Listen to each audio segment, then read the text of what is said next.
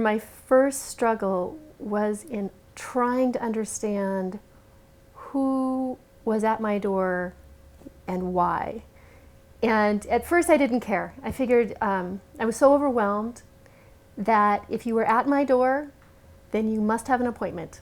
So come on in, and what is it that you need from me, and what is it we're doing? And then after a while, when I got used to that, that pattern, whatever pattern we fell into, I started asking, now who are you with? And how does that relate to the other person who came yesterday? The speech therapist that they provided didn't connect really well with Grace.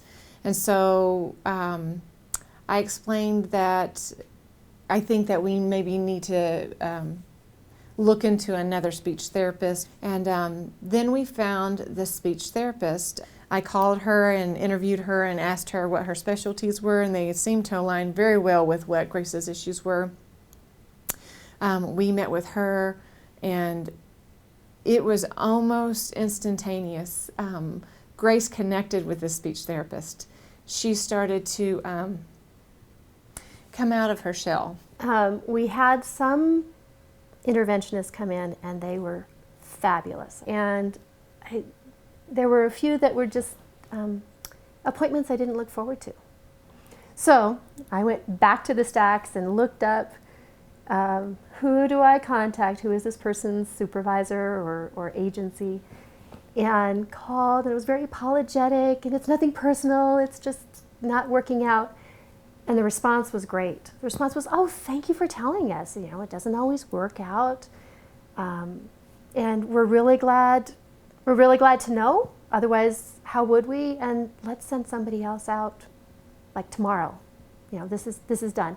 And it was such a relief. It was like, oh, well, that was easier than I thought it would be.